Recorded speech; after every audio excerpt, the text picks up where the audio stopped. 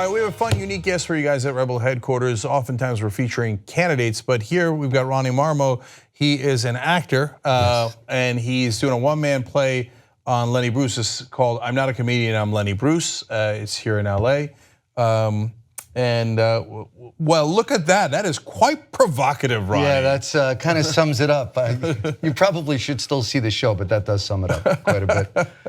Okay, well, Ronnie, there's a lot of reasons why I'm already a fan of yours, because it says in your bio that you're a Steelers and Yankees fan, which is exactly how huge. I am so upset. I don't know what those calls were. 4th and 1. You see, 4th and inches. Ben is 6'5". They can't fall over. Just do this. Just do this. He's 6'5". Please don't get me going. Yeah. But Haley's out now. The offensive coordinator's out as of today. I don't know if you knew that. But yeah, no, I'm happy to report. Yeah. But also, how do you give up 45 to Bortles, but at home? But anyway, we should probably leave that topic. The steel curtain is over. Yeah. So let's talk about Lenny Bruce. I'm curious why you want to do the one-man play about him and how it relates to progressives, et cetera. Well, I fell in love with Lenny Bruce over a decade ago. I knew who he was, but I knew what everyone else knew. Like, oh, this foul-mouthed comedian who got in trouble, fought freedom of speech and lost. And then when I started to research Lenny, I realized this guy was an amazing, incredible man. And bottom line is he didn't stand in line, and people didn't like that. Well, his fans liked that, but you know, the government and society, they didn't like that he held a mirror up to everybody and kind of was challenging the things everyone else was afraid to talk about. So let's dive into the details, because that's what I know about him, and already I like him. And by the way, that's a dichotomy that you often see. If the audience likes you, the people in power usually don't like you. Right. Yeah. Well, he scared them because he had ideas, and he didn't fit into the ideals of what was going on, and you know that freaks people out. You know, so yeah. So what were his ideas that freak people out? Lenny Bruce believed in pushing the envelope. You know, he would talk a lot about religion, and you know he was Jewish, but he would say, "Why is Christianity any more believable than Buddhism? Why is," he would say, "my Jewish faith any more legitimate than paganism?" So he just wanted to hold a mirror up to everyone, take a look at all the hypocrisies, and people didn't like that. In fact, the very first reason he got in trouble and arrested was in Chicago because he did a funny bit called Religions Incorporated, and it was about the Pope being Jewish. It was very funny. And some cop was offended. There was no curse words, and they arrested him. Just in in the mid-60s in this country. So that's really interesting in a couple of different ways. One, we're not kind of used to it. You know, I insult religion daily, including today on the Young Turks.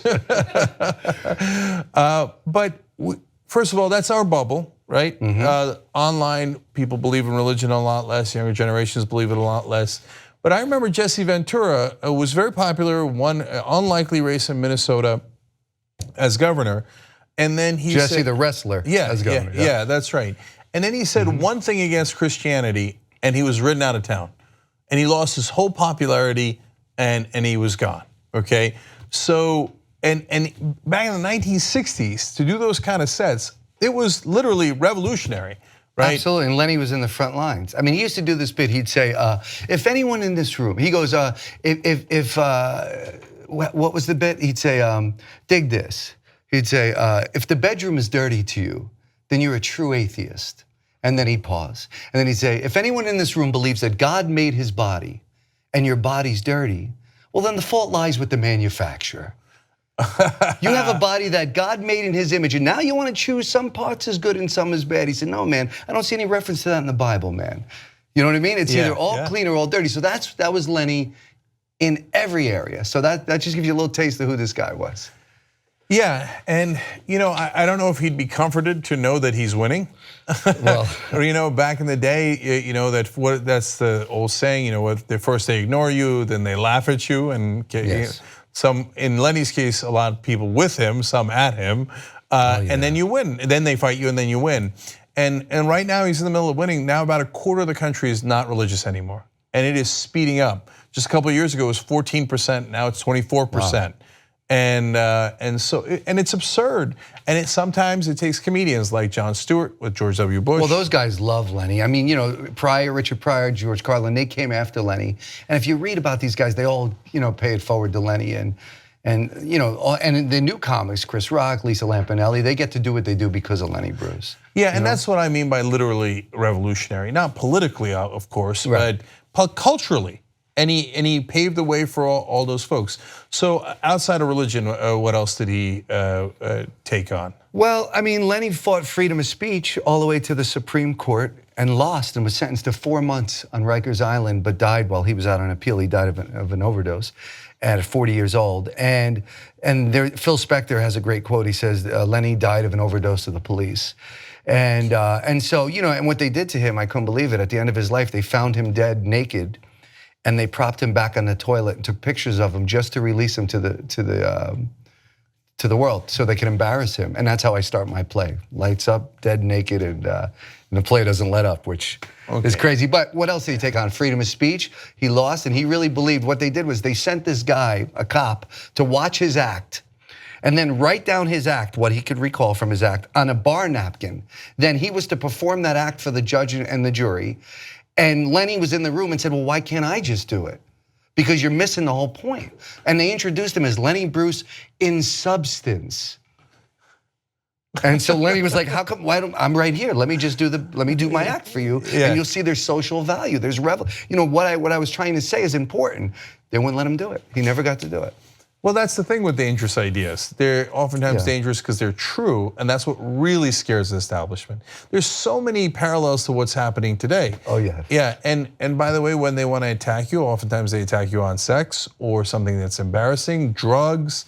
But to me, that scene, that's apparently the opening scene in the play, where they take the picture of him naked, just dead naked on the toilet. That's the opening scene of my play, and it doesn't let up. You're right. I mean, they squash the truth tellers, right? That's what they do.